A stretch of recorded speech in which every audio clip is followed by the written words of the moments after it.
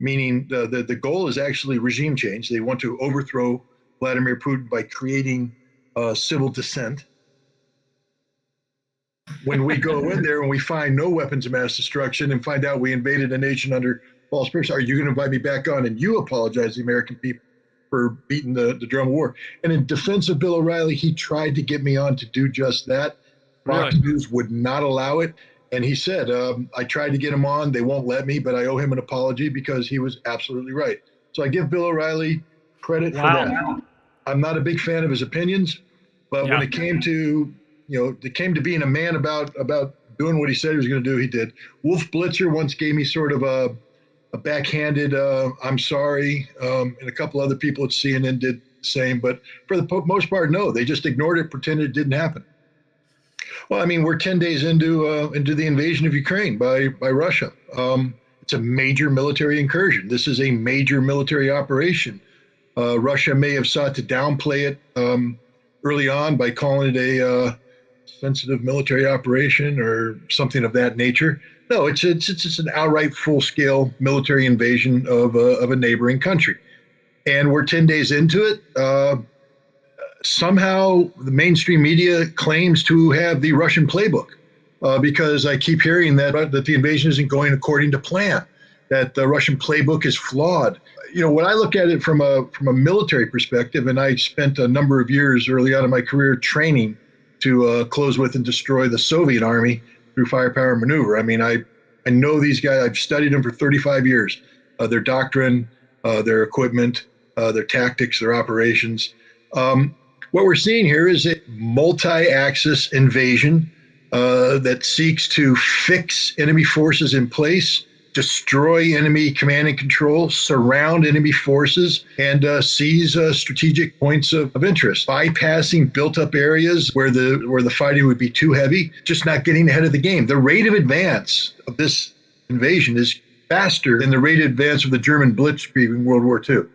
So anybody's going, well, this is slow. No, it's the fastest advance in history. That the Ukrainian army, consists of 260,000 regular forces trained and equipped to NATO standards with cohesive command and control, well-led officers, supported by another 300,000 reservists and auxiliaries. So the Russians came in with 200,000 troops facing off against 600,000 troops. Normally in a military campaign, you want a 3-to-1 advantage of troops on the offensive side. The Russians are coming in literally with a 1-to-3, 1-to-4 disadvantage. For every Russian killed, 6 Ukrainians today. This is an absolute rout, an absolute rout. One of the things that appears to be slowing it down is the Russian stated intent of not killing Ukrainian soldiers.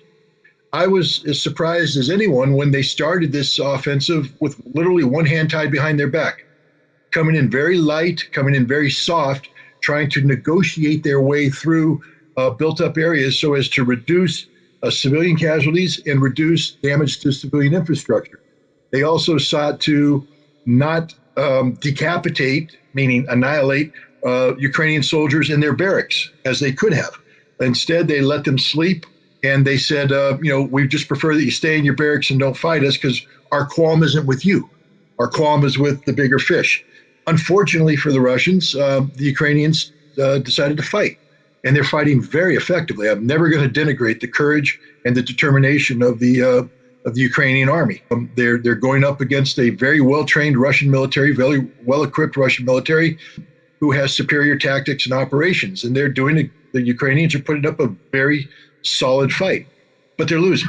They're losing decisively, and I think sooner rather than later, you're going to see large-scale surrenders as they run out of ammunition, they run out of food, they run out of water, they run out of fuel, given the choice of either a futile resistance or death.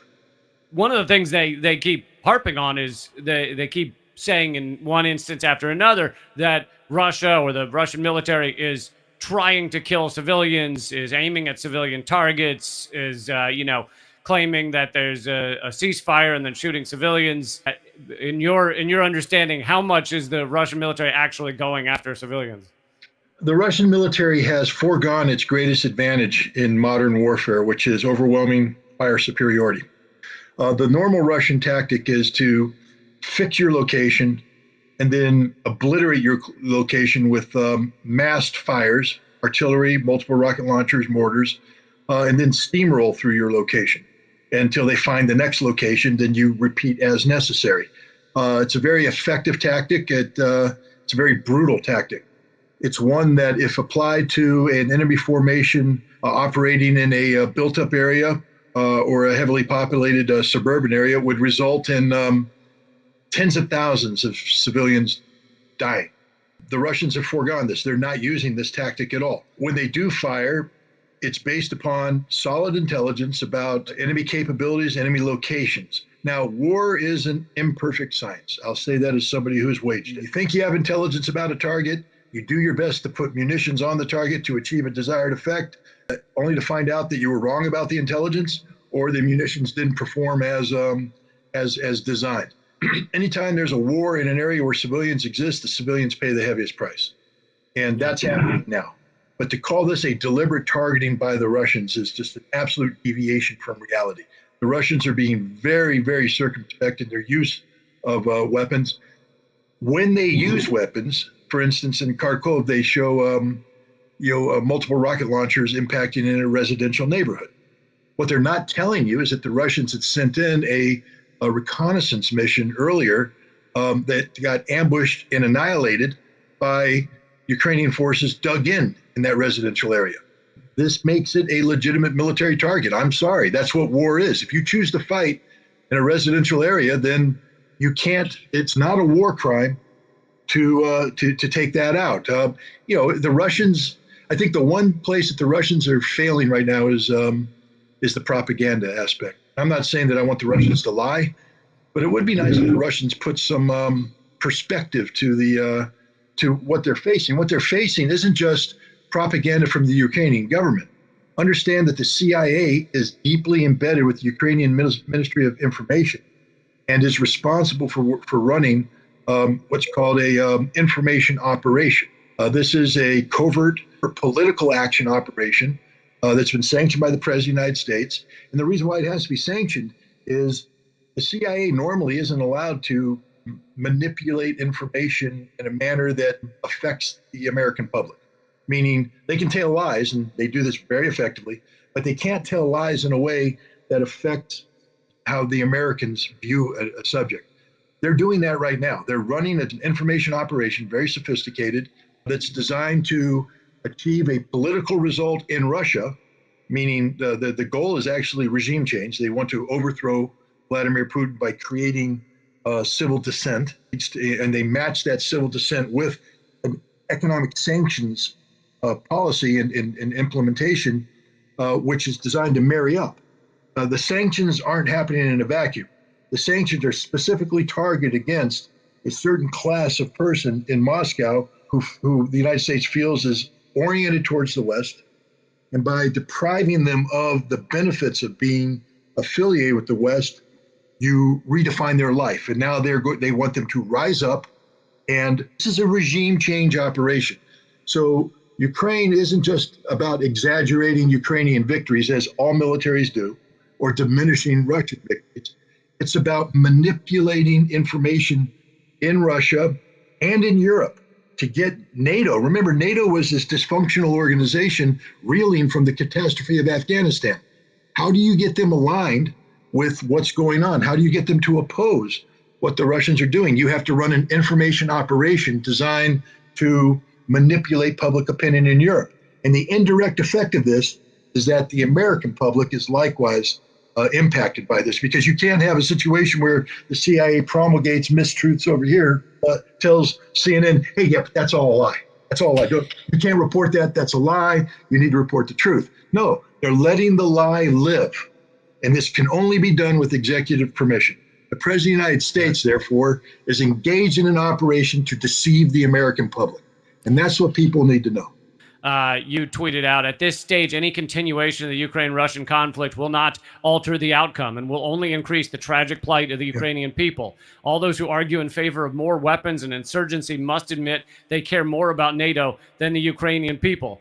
While our media and our government agencies are manifesting, are creating this care, the concern for the Ukrainian people, it's end result is that you're going to have more Ukrainian people getting killed because they're going to drag this thing out as long as possible. Yes, and this comes back to one of the root causes of this conflict, which is NATO's effort to expand further east and incorporate Ukraine into the umbrella of NATO membership. Ukraine's suicidal insistence that this is what they want, even though they and NATO were confronted over the course of 15 years. This isn't like Vladimir Putin woke up one night and went, oh, I got a headache, I'm going to invade Ukraine. This is concerted policy from Russia that has been articulated in great detail since Vladimir Putin addressed the Munich Security Conference in 2007. He laid down the foundation and said further eastward expansion is unacceptable. What did NATO do? They turned around in 2008, I think it was the Bucharest Conference, and they invited Ukraine and Georgia to become members. This prompted a detailed Russian response, which was effectively captured by the U.S. ambassador to Russia at the time, William Burns. He happens to be the CIA director today. But back then, he was the U.S. ambassador to Russia. He wrote a memorandum called Niet means Niet, published in February 2009. And what he said is, the Russians have said, no, this is a red line. And then he said, this is a reasonable red line. I mean, we have to respect the Russians' perspective on this one. Ukraine, if it becomes a NATO member, will cause serious problems for Russia. So serious, and again, 2009, that Russia will use military force, destroy Ukraine, seize Crimea, and seize the Donbass. Well, good Lord, what has happened today? And people are saying this is because Putin woke up with a migraine. No, this is because NATO and Ukraine conspired together to create the conditions for a war that they knew, 13 years ago, was inevitable if they continued this policy. Both things can be true. What Russia's doing is wrong. It can be illegal under international law. You can be opposed to it. And also, you can see how NATO pushed Russia closer and closer to doing this, ignored their concerns, ignored their security concerns. NATO is, I think, 17 countries now. There's been several different moments in time where it's grown. And NATO and Russia is now surrounded by an enemy military alliance in many ways. And then in 2014, we see the Maidan coup, which the U.S. Backed, helped fund, and it involved heavy Nazi power that really made it happen. And we put in a U.S.-friendly kind of puppet government, or at least U.S.-friendly government. No, literally a puppet government. Yeah. Yats is my man. Remember Victoria Nuland? Yeah. Yats is my man. Well, he became prime minister. So we know there's been fighting for the entire 8 years in the Donbass, Nazis killing 15,000 people. But people go, well, Zelensky's Jewish, so clearly you're making this stuff up. How much power do the Nazi brigades, battalions have in Ukraine now? Well, let's just start again with the roots, what you said, 2014. The Maidan Revolution started out as the Maidan peaceful protest, where there were Ukraine at the time was going through a very controversial internal debate over, do we align with the European Union or do we align with Russia? And it had been a debate that had been going on for more than 10 years, since 2004. And the current president at the time had made the decision that he was going to side with Russia. And so there was a significant portion of the Ukrainian population who had a gripe, and they peacefully demonstrated. This was seized upon by the United States and the European Union, who empowered this radical nationalistic ideology that is headquartered in Lvov, Western Ukraine. And you have to understand the history of Ukraine to know that that's an artificial appendage of Ukraine that was given to Ukraine at the end of the Second World War by Russia. It used to be part of Poland. It has more historical identity with the Austro-Hungarian Empire than it does with Kiev. That's just a reality. But these people were brought in. There was an 8-year insurgency fought, led by the CIA, by these people against the Russians from 45 to 53. 300,000 people lost their lives, 30,000 Russian or Soviet security forces. I mean, this is major league warfare. These people do not like Moscow. They hate Moscow. They do like a guy named Stepan Bandera. These are the people that when the Germans came across in 1941, greeted them literally with song and flowers. They signed up by the hundreds of thousands to fight for Nazi Germany. They formed the death squads that killed the Jews. Babi Yar in Kiev, where 30,000 Jews were killed. The triggers were pulled by Ukrainian auxiliary policemen from Western Ukraine. I mean, these are not the kind of people you want dating your sister or anything like that. These are bad people. And they continue to exist today, and the U.S. empowered them. They came and they turned the Maidan demonstration into the Maidan Revolution, a violent revolution, an extraordinarily violent revolution, which when they ousted the Ukrainian president, they didn't have the political numbers because overall in Ukraine, they're a minority. They can't garner, more than, I think the most they ever got was like 12% of the vote. Generally, they're single digits, but they're very violent. And they threatened every single Ukrainian politician since then with death if they do anything that infringes on their nationalistic platform, which was to restrict Russian speakers. These are the guys that burned people to death in Odessa in May of 2014, shoving 150 people into a building, lighting it on fire, killing between 40 and 50 of them. These are the people that slaughtered people in the streets in Kharkov. These are the people that began the fighting in Donetsk and Lugansk. These are the people that tried to expend their fighting into Crimea. These are very violent people. When the fighting started in the Donbass and people were looking for a solution, this group called the Normandy Format, Germany, France, Ukraine, with Russia as sort of as an overseer, met, and they came up with what's called the Minsk Accords, 2015. When the fighting first started in Lugansk and Donetsk, the Russian speakers there wanted to declare independence. And Putin said, no, you're part of Ukraine. You're part of Ukraine, but I will defend you. I will defend your right to be Russians. The Minsk Accords was designed to give them special autonomy so that they could protect their cultural and linguistic, but they would be politically part of Ukraine. A reasonable settlement to end the fighting. The nationalists said no. Poroshenko, who was the president at the time, came back. The nationalists literally said, we will kill you if you implement this. Literally, I mean, it wasn't like a fun, we have January 6th here, that horrible day in American democracy where a demonstration turned into a riot that assaulted the Capitol. And we call that an insurrection. In Ukraine, every single president lives under the threat of imminent insurrection should he do anything that deviates from the platform of the far right-wing neo-Nazis. Zelensky was elected president on a platform of peace. He got 80% of the a comedian actor. He was a popular comedian with a popular show about being president. This is if America decided that during the height of West Wing, we're going to elect Martin Sheen. Right. Because he's presidential. No, he's an actor. Zelensky's an actor. He's not stupid. He's a lawyer. He's trained as a lawyer. But he was handpicked by his billionaire oligarch mentor who owns the media empire that made Zelensky famous.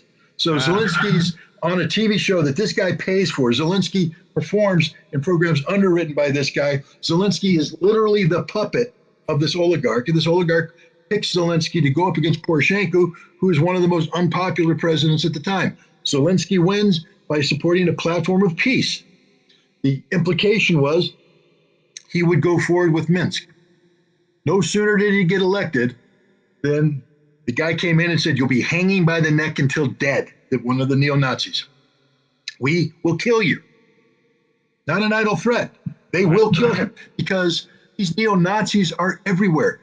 They formed this brigade-sized force called Azov, and that got broken up as part of the agreement with the West that, you can't have these standalone Nazi militias. So what did they do? Disband them? No. They put a battalion in every brigade in the Ukrainian military. So every brigade in the Ukrainian military now has a battalion of Nazis. Then they infiltrated their officers throughout the officer corps and the general staff. They are everywhere. They're in the security service, the intelligence service, the military. They've infiltrated the whole thing. And these are people who aren't afraid to kill in defense of their ideology. So Zelensky is 100% the puppet of these people. One of the reasons why he has such a hardline position today is he can't take a soft line. You want proof? One of the members of the first negotiating team that met with the Russians, and I don't know his name right off the top of my head, but he was somebody who said maybe we should think about neutrality to bring an end to this war. What happened to him when he got back? Pulled out, shot 2 times in the head, assassinated. Take a look at the photographs. The Nazis killed a negotiator because they didn't like his negotiating position. Yeah, you don't get that context on CNN. For those who really want to see this end, and I don't mean the kind of faux outrage. Let's put our Ukrainian colors on the thumbnail of our Facebook account, and that's it. But I mean genuinely want to see this over because that's the only way you're going to see killing stop. What is it? What like? How do you see this ending? What needs to happen? Well, I'm just going to be brutally honest. This will end when Vladimir Putin wants it to end, which means it'll end when the Russians achieve total victory. Now, Russian total victory isn't, Nazi total victory or Roman total victory where you kill every man and steal the women and enslave children. Total victory is exactly what the Russian negotiators have said. This war will end the moment Ukraine changes its constitution, because one of the things Zelensky did is change the constitution so that NATO membership is now constitutionally required. So the Russians said, change your constitution and then enter into a formal neutrality agreement recognized by everybody. You are neutral. You will never join NATO, except that Crimea is forever Russia, except the independence of Lugansk and Donetsk, and de-NATO your military. People keep saying, well, Ukraine wasn't a NATO member.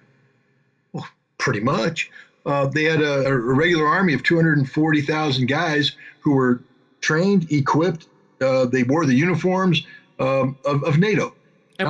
Last year, we sent 20,000 NATO troops into Ukraine to train them. We sent, I think, around 12,000 Ukrainian troops outside of Ukraine to train with NATO in every country in Europe. They use the same tactics, the same communication, the same weapons. They wear the uniforms. They are a proxy army of NATO. And so the Russian perspective is, we can't have a NATO proxy here. So your military is going bye-bye. You could create another military, but it's not going to be a NATO proxy. It'll be a Ukrainian military, probably equipped by us. So our advisors are there. I mean, I'm not saying the Russians are right, but that's their position. You're not going to be part of NATO. And then the last thing is denazification. That's the most difficult one, because it pretty much means that anybody that's in the military, police, security service, whatever that possesses, has to go. And by go, the Russians mean die. These aren't people that are going to be given mercy. Some of their leaders might be given a trial and put in jail. But if you got a swastika tattooed on your body, you're going to die when you're captured. And I know that's a violation of Geneva Convention. I know. I'm just stating the simple fact. Yeah. And then about the political groups that have formed, they must be disbanded, and Ukrainian law must be rewritten so that it outlaws worship of Stepan Bandera, outlaws celebration of the 12th SS division, which I think was the Galatian division where the Ukrainians served. Basically, it bans in a similar fashion to what Germany did at the end of the Second World War by banning, continued adulation of Adolf Hitler and embrace of Nazi memorabilia. Ukraine has to go through the same thing regarding Stepan Bandera. That's what the U.S. was one of 3 countries to vote against when it went in front of the UN, was Nazi glorification. Yeah, because if we voted for that, we would be basically humiliating the Ukrainian government, because it is a government that resides over a nation that glorifies Nazi ideology. I mean, I'm just saying it as it is. How do you see economically this playing out?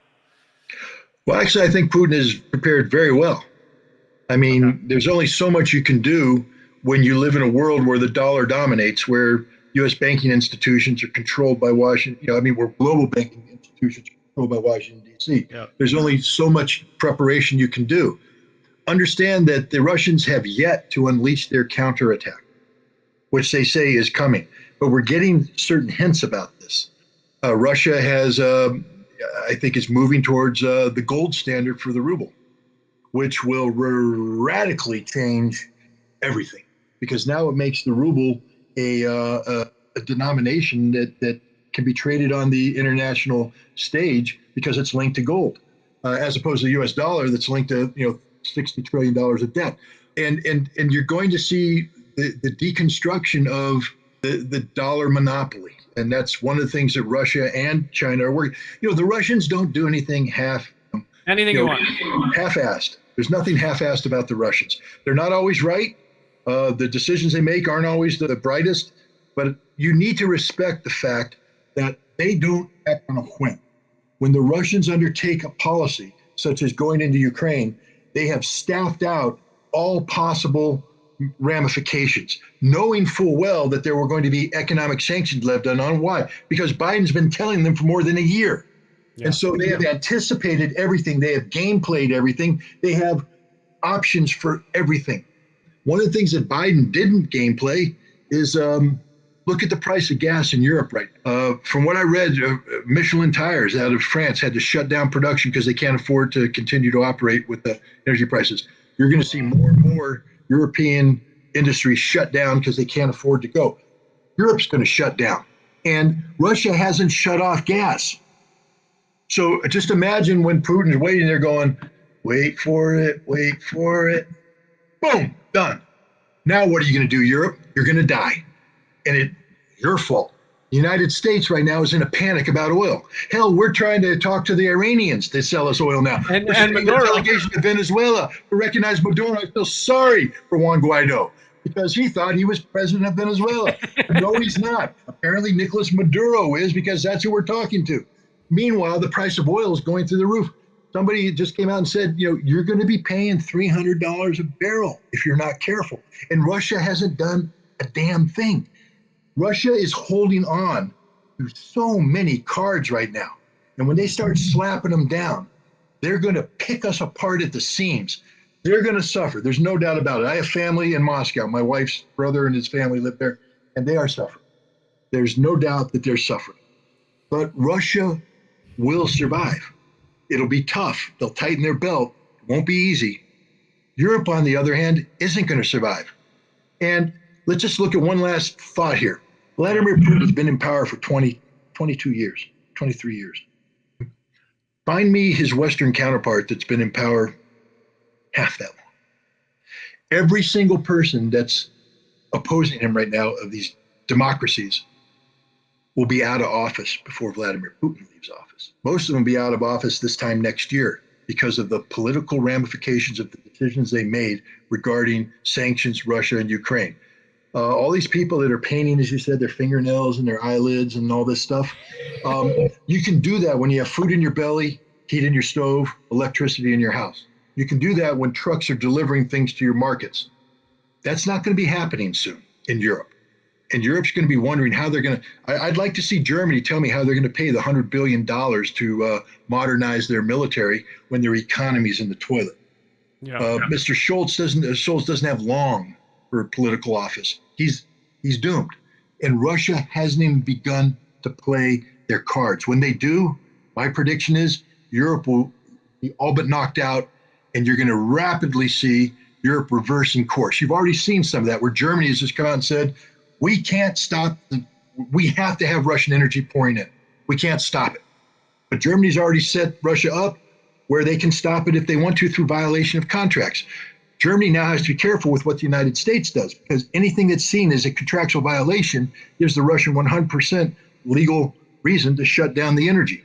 Russia owns Europe right now. Now, Russia has always played it smart by saying, we don't play the energy card. They didn't. Who played the energy card first? The West. And the West is going to pay. That's my prediction. And now they've, purged with some of the few outlets where you could get that type of context. Most people don't know. I was about to have you on Redacted tonight, and now that's shut down because apparently the U.S. can't handle any dissenting opinions. But thank you so much, Scott Ritter. Such a pleasure. And he got everything right about the war on Iraq when everyone said he was wrong and he was out of his mind. Those are the type of interviews I do. If you're new to what I do. Yeah, thanks a lot for your time, and I'll be doing these more regularly, and keep fighting.